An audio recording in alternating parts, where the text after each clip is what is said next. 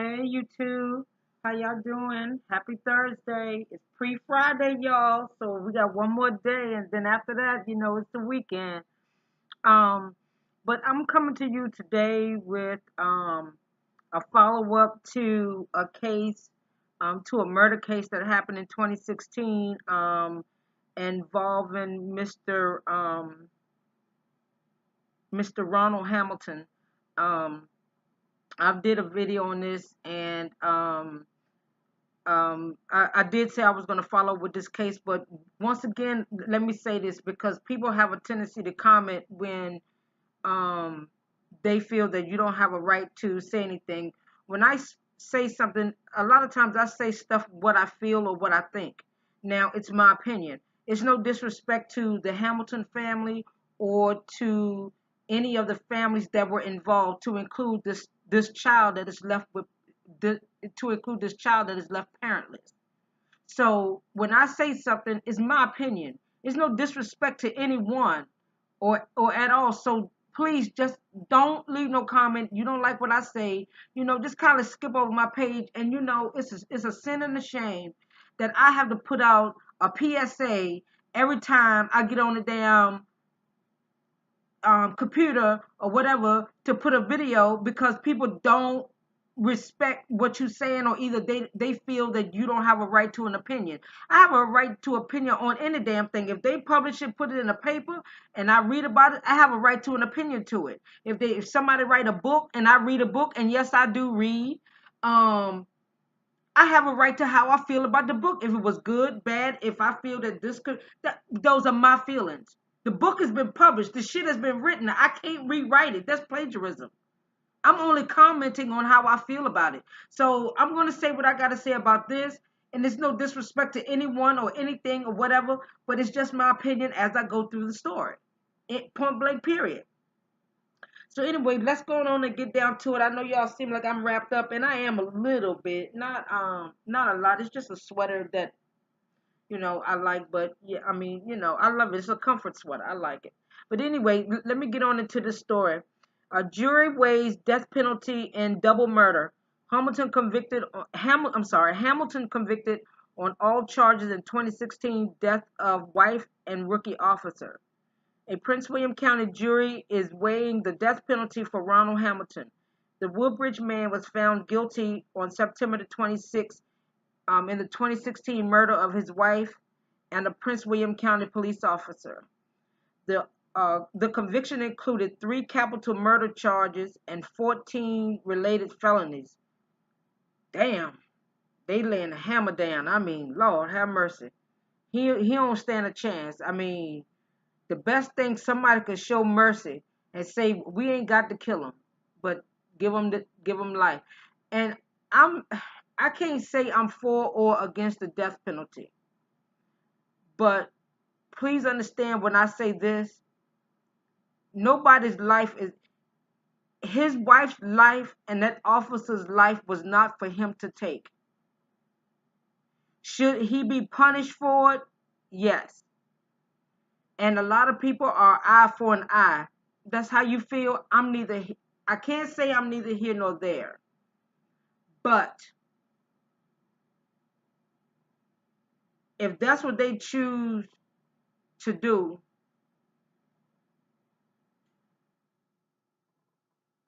then that's what they choose to do. That's what the laws say they want to do. They want to do it. Anyway, I'm gonna continue on as I go on. In the last decade, Virginia has executed 15 people, according to the DC-based nonprofit Death Penalty Information Center. They are not playing. Among those were 3 from Prince William County: Beltway sniper John Muhammad. I'm gonna tell you about that in a minute if you don't already know. Larry Elliott and Paul Powell. Now, I'm going to do my research on Larry Elliott and Paul Powell. And maybe I should have done it before this, but sometimes, it's not about them. It's about this case. But I'm going to jump on John Muhammad just for a quick second. And let me tell you about that. He was the DC sniper along with his stepson. At that time, he was 17 years old, John Malvoy. Um, and they gave him life. However, they are going back to court now, going over that case to see if giving him life is justification, knowing that he was pretty much coerced. Until you got to remember, 17 years old. What 17-year-old young man don't want to have a father figure in his life, somebody he can look up to, somebody he can maybe aspire to be, and John Muhammad knew it. But anyway, he convinced that young boy that to kill people, and it's sad that that young boy was that. I mean, he manipulated him to do that. Um, I have seen the car that was used for that. I know some of y'all say everybody done seen the car. Yeah, y'all seen it on TV. A lot of y'all seen it on TV. I've actually seen it up front and personal. Um, I have taken, I have studied criminal justice. I have a degree in criminal justice, forensic science. So, yeah, I have seen the car. Not only have I seen the car that they used in this murder, but the judge that presided over that trial was one of my instructors. And I'm going to quote what he said word for word. He said, out of any case that he has ever presided over, that was the one case that he should have had cameras in the courtroom, because he said the evidence and everything that was said in that courtroom was astounding. He said that would have been the perfect case to be recorded. But he said he didn't want to do it because of all the press, and as much press as it was getting, he didn't want to continue to, for that. So I kind of understand what he's saying, but he said that was one of the most high profile cases he's ever done. And he said he wished he had allowed the cameras in that courtroom.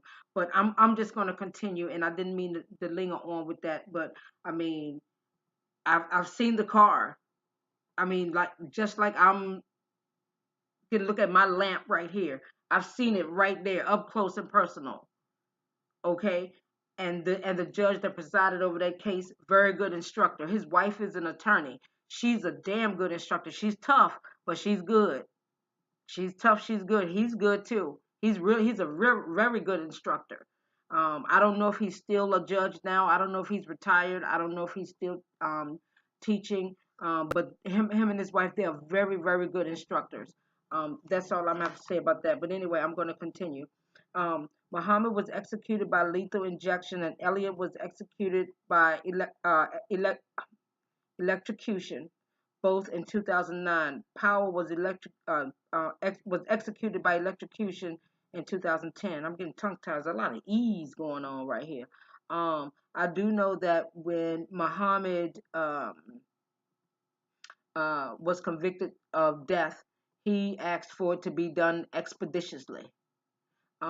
He said, no, ain't no need y'all lingering over having me on death row for 10, 15, 18 years. I did the shit. Okay, I did it. Let's go on, get it on over with. I don't even think the trial was over 4 or 6 months, and they had him executed in less than 6 months, to my understanding. Well, to my knowledge and to my remembrance, I don't think it was 6 months after the trial he went on away from here. I ain't gonna say he went up to the upper room, but he had to go to Peter and kind of Peter, I'm here, and then he gonna say, well, I don't, you gonna have to talk to the Lord, because I just ain't got nothing. I mean, I know I'm not saying he's standing in a long line, but when he got to that pearly gate, and he saw Peter standing right there, and Peter was like, nah, all right, I know you got an answer for it, but I ain't got nothing. But anyway, 3 men are now on death row in Virginia, including Mark Lawler, who was the last, I'm sorry, I'm reading from the paper, person sentenced to death in the state in 2011. Virginia trying to, I hope Virginia ain't trying to catch up to Texas, California, and Florida. I mean, no, man. I know people do wrong, but I mean, y'all ain't got to kill them all. Okay, so I'm going to continue on. Prosecutors were determined to bring the Hamilton case to trial with the possibility for the death penalty if he was convicted. Crystal Hamilton was killed inside the couple's home while their 11-year-old son was in the home on the 13,000 block of Lashmere Court in Woodbridge, Virginia. Um, let me say this. That child will forever need counseling. That family, her parents, her sisters, brothers, everybody's going to have to really, even his father's family. And I pray that he still has a close relationship with both sides because he's going to need it. When I tell you now is the time that it's going to take a village to raise a child, it's going to take a village to raise that child because he is forever traumatized by this. I mean, this is no laughing matter. I'm not even going to make a joke about this because this child, he may not have actually seen his father pull the trigger to kill his mother, but he sure enough know that his father killed his mom. That boy lost both of his parents in one night. I hope y'all heard me with that. The man may be physically alive, but he's dead to he, he's gone. His life is gone. He'll never see his son again. His son would never see him again. He'll never see his mom again. So he lost both parents in one night and a stranger. And two other people got shot in the process. I mean, it was damn near like get him up at the OK Corral over there. I mean, Lord have mercy. I'm so sorry this woman lost her life. But anyway, let's continue. Hamilton, 34, was found guilty of shooting the three officers who responded to Crystal Hamilton's 911 call. Officer Ashley Gooden, if I'm saying her name wrong, please forgive me. Gooden died on her first day on the job. Yes, it was her very first day on the job. And she was young, man. She was still a kid. To me, she's still a kid. Hell, she's about my daughter's age, if not younger than my daughter. And I feel sorry for her family because I pray to God I don't ever know what it's like to lose a child. Because people say, sometimes you could get over it. You would never get over losing a child. That's something you gave birth to. You gave birth to that person. You nurtured that person. You loved that person. You cared for that person. Now, I'm not saying all mothers do that because I done did some videos of some sorry sack shit of a mothers. But anyway, I digress. I'm going to keep on with this story because this is what's important. I mean, they lost their daughter. Of course, Crystal Hamilton's mother's going through the same thing. You lose a child to violence, man. Lord have mercy. Mm-mm. Anyway, let's continue. Um, Officer Jesse Hempin and David McEwen were injured. During the prosecution's opening statement, Brian Boyle, the senior assistant Commonwealth attorney, played the audio of Crystal Hamilton's 911 call. She was crying and said her husband had slammed her onto the floor. She yelled, "Stop!" before the call was disconnected. That scream you all heard is the last thing anyone in the outside world will hear from Crystal, Boyle said. Crystal Hamilton was shot multiple times with a .45 Glock. Lord have mercy. What he thought he was dirty hair? 45 though? Do you know let me tell you something. I have shot a rifle, a shotgun, a 9mm, a 25, of course a BB gun. But and I'm not an advocate for or against the gun. I mean, I just don't because that's a huge responsibility. People don't think it is. It's a huge responsibility. But the power behind that thing that could fit in your hand, that could take somebody's life, let me tell you something. It once it's done, it's done. I mean, people do survive from it. I'm not going to say that they don't. People do survive from gunshots, but a 45, he was trying to put a hole in this woman. Do you understand me when I tell you? Police dispatch tried calling the number back 3 times, but only reached voicemail. Police arrived minutes after the 911 call. Officer Jesse Hempin arrived first and knocked on the front door. Boyle said Ronald Hamilton stepped outside but reportedly refused to let Hempin inside. Hamilton closed the door. An officer and and another officer forced the door open. The defendant was waiting with a rifle, so he done dropped the 45 and picked up a rifle. He was like, "Oh, I'm going long range today." Okay, you shut the door. Okay, you giving me about maybe you giving me enough. By the time you break in the door, which you gonna knock on the door first, guess what? By the time you knock on the door, I'm already 10 steps back where that shotgun at, where that rifle at, and I'm ready for that ass. Man, I'm not making light of this situation, but I'm just telling you, I can visualize this shit in my head as I'm reading it. If you are a person that when you read, you can visualize, you can almost visualize that. Or hell, he could have had it right there by the door, whatever, to prevent her from leaving in case she was trying to leave. But anyway, let's continue. These are just my thoughts, my opinions. I'm not saying I'm right or wrong. My opinion, and I'm visualizing as I'm reading the story as it is written on this in this newspaper. I'm excuse me, I'm sorry. Got the hiccups. I'm visualizing as I'm reading. But anyway, let's continue. Boyle played radio traffic from the officers on scene. McEwen said on the radio that he was hurt and that the suspect has a rifle. He needs other officers he needs other officers to know that because their vest is not intended to protect against rifles. Gooden never gave any radio updates, Boyle said. Another officer arrived. The Hamilton's then 11-year-old son walked out the front door. Ronald had grabbed his son by the shirt and told him to open the door and leave. According to the son's testimony as read by Cherie Murphy, Crystal Hamilton's mother. And I don't know if it's Cherie or Cherry or Sheree. I apologize if I got your name wrong. I'm saying all three because it could be either one. Cherry, Sherry, or Cherie. And I apologize if I got your name wrong. Now let me tell you something. Someone commented on what I said before in this video, and I said exactly what is written in this paragraph I just read, and he disputed me that what I said was wrong. Well, guess the fuck what? If it was wrong, guess what? Blame it on the newspaper. Don't blame it on the messenger. I'm just delivering the message.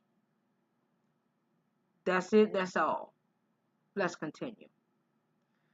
An officer told the son to run. He did. Again, the father told the son to open the door and leave. The officer told the little boy to run. Let's continue. The son came out of the house afraid of what was going to happen, Boyle said. Ronald Hamilton eventually surrendered to police. Edward Ungvarsky, Ronald Hamilton's attorney, said during opening statement that Ronald Hamilton did not wake up with murderous intent on February 27, 2016, and the couple was struggling to keep their marriage together. Pause. I understand people are in love, or people were in love, and you have a child that is in the home. But if your marriage is, I don't want to say pretty much over, I understand you don't get married to get divorced. Understand that. I totally understand that. But you know when your marriage has run its course. I understand you want to do everything in your power to make it work. But at some point, see, this is where people need to make sure their heart and mind is going like this. I mean, they're running, they're in sync with each other. It's like, okay, if I'm turning you, you're turning me, so we're both working together. When your stuff start getting like,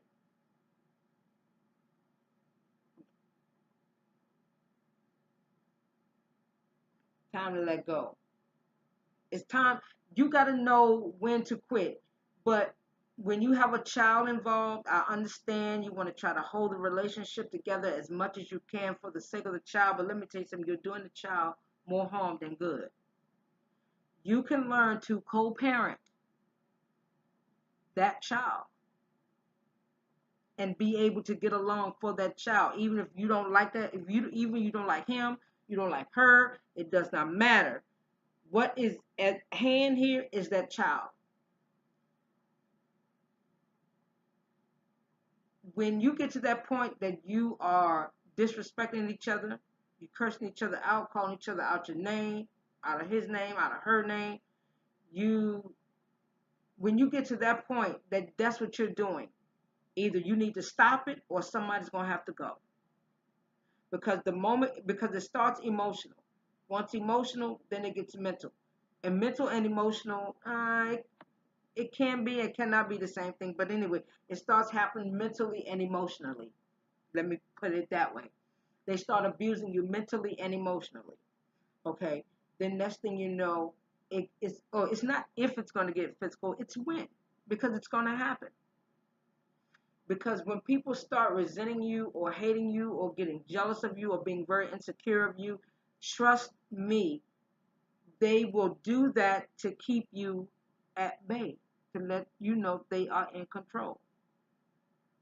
However, let's continue. But don't stay together for the kids' sake. That is like you're using the kids as a tool and as a weapon to be your excuse to stay because you are afraid of what's out there because it's not familiar. You want to stay with the familiar because you are afraid of the unknown. So you rather risk your peace of mind, your happiness, and your sanity versus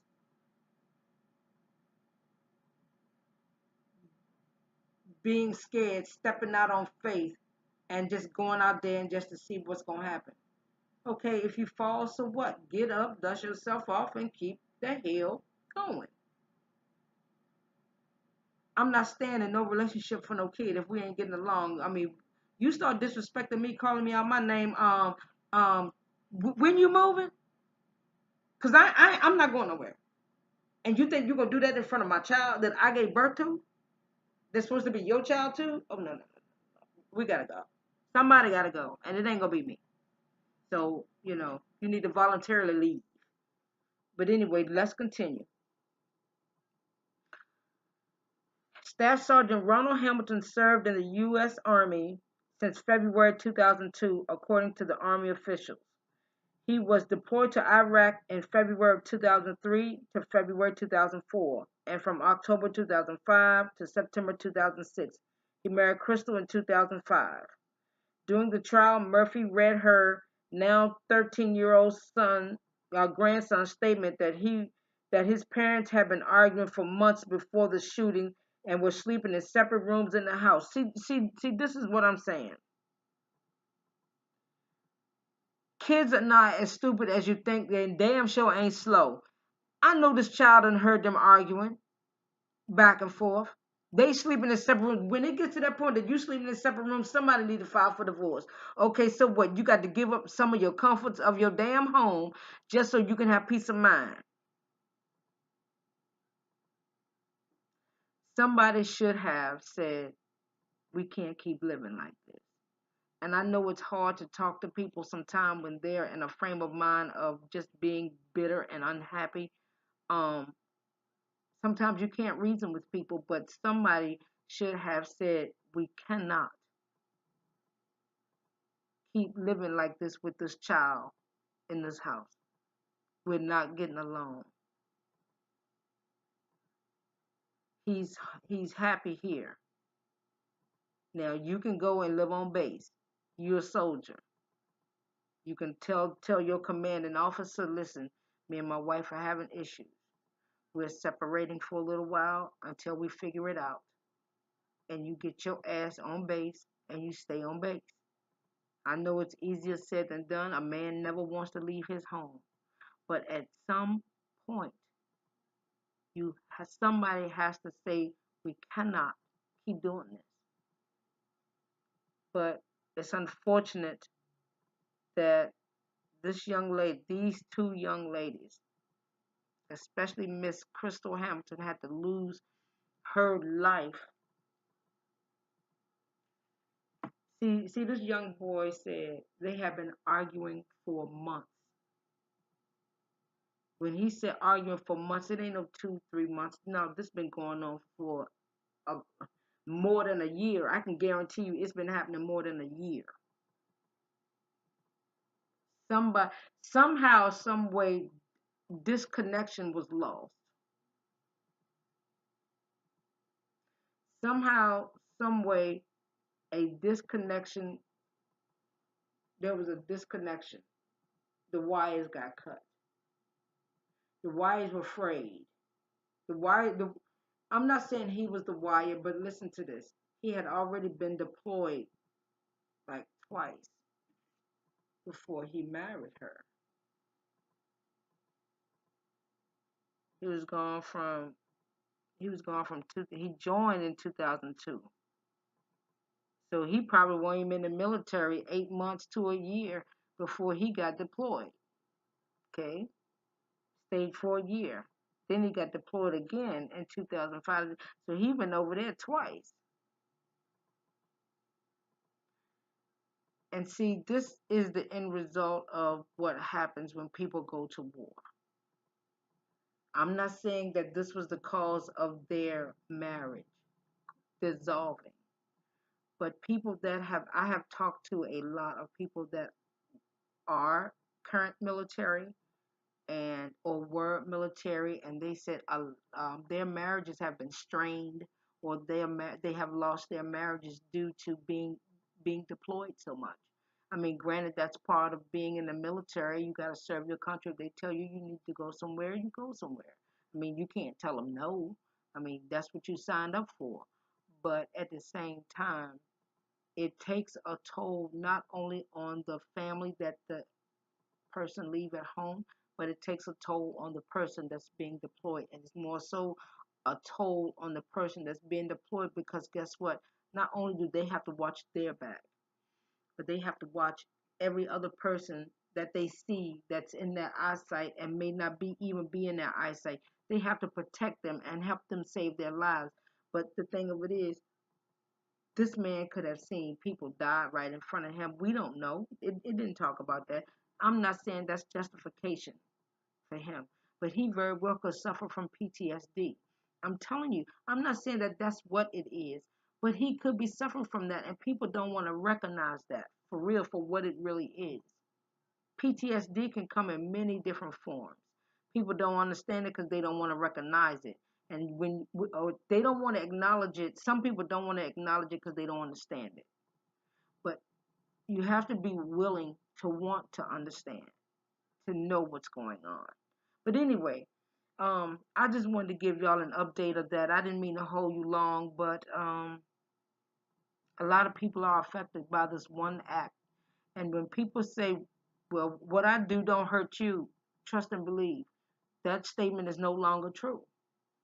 What you do, it can hurt me if it's being done to me, my person, my family, my friend, at my job. What I'm doing ain't hurting you. I don't know why y'all worried about it. Let me tell you something. When my sister and her now ex-husband, when they were out in the street doing drugs, and I'm gonna tell you, they were out there. It was bad. They weren't shooting up no heroin, nothing like that. No, but they were out there for many years, and you know, my sister said, at some point, she said she wanted peace of mind. She wanted to stop and have peace of mind. Now, when you have a desire to want something, you're going to do what you can to do it. If that means you have to leave from where you are, change your friends, cut people off, change your number, close off your Facebook, whatever, I don't give a damn. When you have to break away and you need to break away, you have to sever all ties from everything. And sometimes it's called like a cleansing. You just get off all that crazy shit. It's a cleansing. And when you get that feeling, it's like, man, that feels good. You're going to keep wanting to feel good. And it's unfortunate that she didn't get that opportunity to be that. But anyway, that's all I got.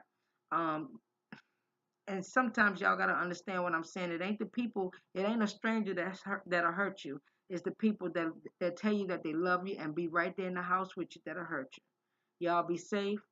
Watch your back. Gone.